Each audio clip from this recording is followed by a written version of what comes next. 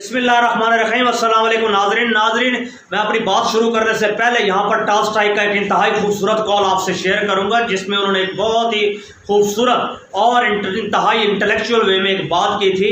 میں تمہارے مذہب کا اندازہ تمہارے کردار سے لگانا چاہوں گا، یعنی جس قدر آپ کا کردار ہوگا وہ کردار ظاہر کرے گا کہ آپ کا مذہب کس نوعیت کا ہے، آپ کس مذہب کو فالو کرنے والے ہیں۔ یعنی ناظرین، بات یہاں تک بڑی ہے، جہاں تک مذہب کی ہی بات آئی ہے، پاکستان میں شہادتیں ہوں، اغوا ہو، جلا وطنی ہو، سروے ہوں، یا آزاد ریاست کے اندر ہوتے ہوئے بھی جبری گمشدگیاں ہوں، ان تمام عناصر کو اگر آپ سامنے رکھیں اور کمپنی اور اس وقت نگران حکومت کے تمام کردار کو زیر غور لائیں تو آپ کو یقیناً اس بات کا یقین کر لینا چاہیے، یہ جو نگران حکومت 90 دن کے لیے آئی تھی، اس کی حرکات کسی بھی الیکٹڈ گورنمنٹ کی حرکات سے زیادہ مختلف نہیں ہے۔ یعنی یہ اپنے اختیارات سے تجاوز کی انتہائی کوشش بھی کر رہی ہے اور بہت زیادہ کر رہی ہے، اور نتیجتاً یہ ہے کہ پاکستان میں اس وقت احتجاج کرنے والے تمام لوگ جو اس وقت حکومت وقت کے خلاف کسی بھی شکل میں اختلاف رائے رکھتے ہیں، ان کے شناختی کارڈ، ان کے پاسپورٹ، ان کے بے فارم یا نادرہ میں دیا گیا کسی بھی طرح کا ڈیٹا عملی طور پر مکمل طور پر معطل کیا جا رہا ہے، سسٹم کو سسپینڈ کیا جا رہا ہے۔ ناظرین، یہ فائدہ ہوتا ہے اپنا شخص نادرہ میں لگانے کا۔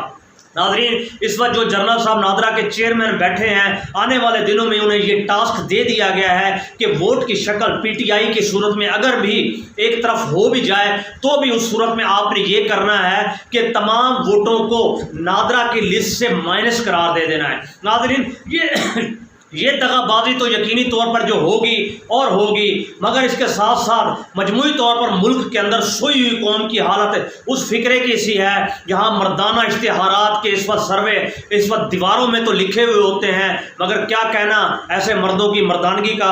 ناظرین، بات شروع کرنے سے پہلے آپ کو بتاتے چلیں، ماضی میں آپ نے ایک بہت ہی زبردست چیز جنرل رانی المعروف مریم نواز صاحبہ کے حوالے سے آپ نے دیکھی ہوگی۔ انہوں نے ایک پولیٹیکل کنسلٹنٹ فرم ہائر کی تھی جس کا نام کیمبرج انالیٹا تھا۔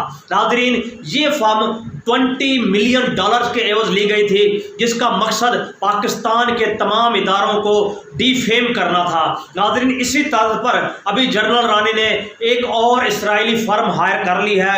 ناظرین، اس اسرائیلی فرم کا نام ارون شبیب کے نام سے ہے، جو پولیٹیکلی اور اس وقت انفلوئنشل اسٹریٹجی بناتی ہے۔ ناظرین، یہ شخصیت جو آپ کی اسکرین پر ہے، ان کی فرم اس وقت اس قدر مستحکم ہے کہ 2015 میں اسرائیل کے اندر نیتن یاہو کو بھی انہوں نے پولیٹیکل انفلوئنس کے حوالے سے، پولیٹیکل کنسلٹنسی کے حوالے سے اپنی کنسلٹیشن جو ہے نا اپنی پیش کی تھی، اور اس کے ساتھ ساتھ مختلف ممالک میں جس طریقے سے یہ لوگ اثر انداز ہوئے، اس میں اگر نام لیں تو آپ کو بتائیں Serbia, Cambodia, Kenya, Thailand, Cyprus, Belarus, Congo, Slovakia, Slovenia, اور اس کے ساتھ ساتھ ڈیوڈ کیمرون یونائٹڈ کنگڈم کے وزیر اعظم کی بھی کمپین شامل ہے۔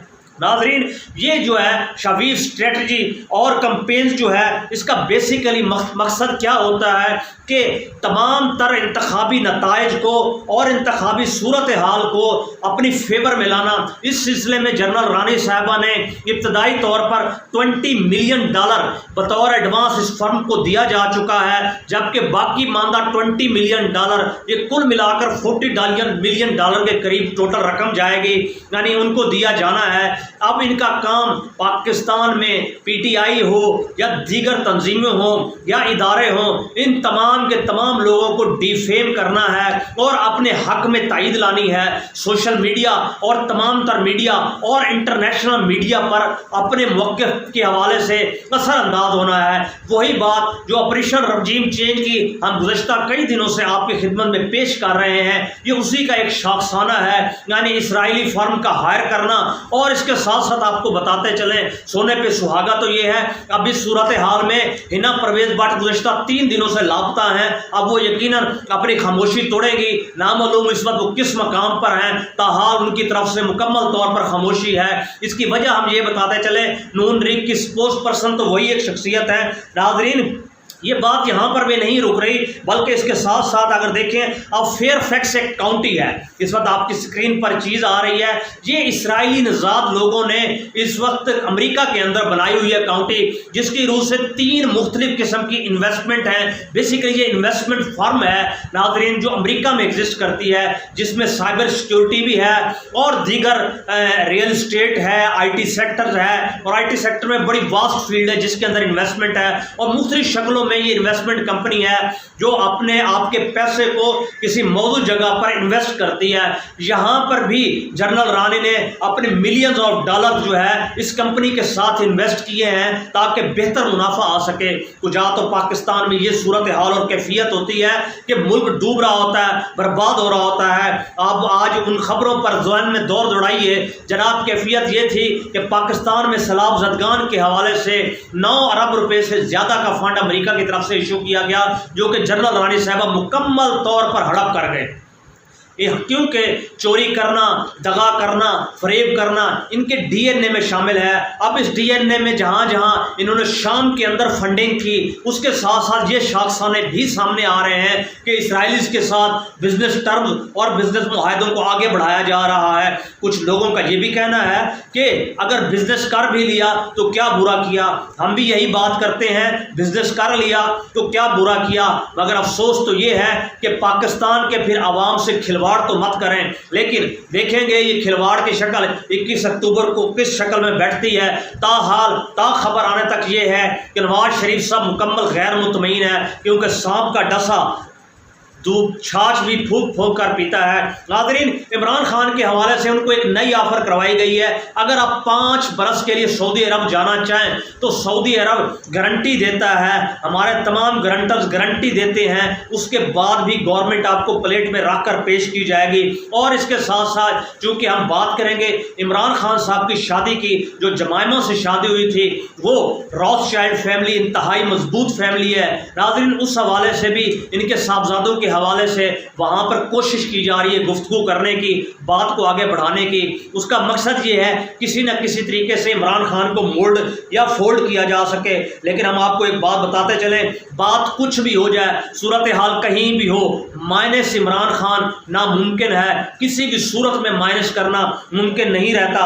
ناظرین اس صورتحال میں ہم یہی کہیں گے، خان کی کیفیت اس وقت یہ بن چکی ہے کہ خود کو اتنا تراشے، اتنا تراشو، اتنا تراشو، ہم یہی بات عوام الناس کو بھی کرتے ہیں کہ اس قدر تراشو کہ پانے والے کی آنکھیں کھیرا ہو جائیں اور کھونے والے کے لیے پچھتاوا ہمیشہ کے لیے بچ جائے۔ اس سے پہلے کہ عمران خان یا پی ٹی آئی ان 24 کروڑ عوام کے لیے پچھتاوا بنے، ہم یہ کہتے ہیں کہ جاگو اور جاگو۔ یہاں پر ایک بات اور بھی آپ کو بتاتے چلیں، صورتحال آخری بات کا اختتام کرتے ہوئے ایک واقعہ ہمیں یاد آ گیا۔ ایک ہے تو چٹکلا اور لطیفہ صاحب، ایک شخص تھا جس کی بھینس نے دودھ دینا بند کر دیا۔ ناظرین وہ شخص ذمہ دار بہت پریشان ہوا، ڈاکٹر کے پاس گیا، پیر صاحب کے پاس گیا، دیگر جگہوں پر گیا، لیکن بھینس نے دودھ نہ دیا۔ اسی اسنا میں اس نے کہا کیوں نہ میں اپنی والدہ کی طرف بھینس کو وہاں پر چھوڑ دوں، شاید دودھ دینا شروع کر دے۔ والدہ نے بہت خدمت کی، انتہا کی مگر دودھ پھر بھی نہ دیا۔ آخر میں اس نے رسی پکڑی اور ایک اس کے پاس قصاب کے پاس لے گیا، چھری پھیرنا ہی اس بھینس پر بہتر ہے۔ مگر وہاں جا کر بھی قصاب نے پوچھا چھری کیوں پھیر رہے ہو؟ جواب ملا کہ اس نے دودھ دینا ہی بند کر دیا۔ تمام اپائے اور کوششیں اس وقت ناکام ثابت ہوئیں۔ تو جواب ملا حضور یہ بتائیے اس گائے کا بچہ جو ہے وہ اس سے کتنے فاصلے پر باندھا ہوتا ہے؟ انہوں نے کہا اس کی رسی دراز ہوتی ہے، وہ اس کے انتہائی قریب ہوتا ہے۔ تو اس بات پر قصاب ہنسا اور خوب ہنسا، اور اس نے ایک بات کا جواب دیا کہ جناب ذمہ دار صاحب جائیے پہلے اس بچے کو بھینس کے دودھ سے انتہائی دور باندھیے۔ یہی کیفیت پاکستان میں بیوروکریسی، ٹیکنوکریسی، عدلیہ، پارلیمنٹ اور اس کے ساتھ ساتھ سینٹ کی ہے۔ جب تک یہ لوگ دودھ پیتے رہیں گے، یعنی ملک کے سسٹم کی چیزوں کے ساتھ رہیں گے، تو پاکستان کی بھینس ہمیشہ بھانجی رہے گی، نہ تو وہ بچہ دے گی نہ ہی دودھ رہے گی۔ یہ ایک لمحہ فکریہ ہے جس بارے میں ہمیں سوچنا ہے، مگر یہاں کیا خوب سوچنا، عالمی اسٹیبلشمنٹ ہو، پاکستان کی اسٹیبلشمنٹ ہو، کمپنی کی تائید ہو، اسرائیل کے ساتھ کنسلٹنسی ہو، تمام لوگوں کی خواہش ہے نواز شریف صاحب کو لایا جائے، وجوہات کیا ہیں؟ سب نے مل کر کھانا ہے، سب نے مل کر پینا ہے۔ بہرحال اس بات کے ساتھ ہم اپنی بات کا اختتام کریں گے۔ نظام میکدہ اس قدر بگڑا ہوا ہے ساقی، اسی کو جام ملتا ہے جسے پینا نہیں آتا۔ یہی کیفیت پاکستان میں ان سب لوگوں کی ہے۔ اپنا خیال رکھیے گا۔ پاکستان زندہ باد، پائندہ باد۔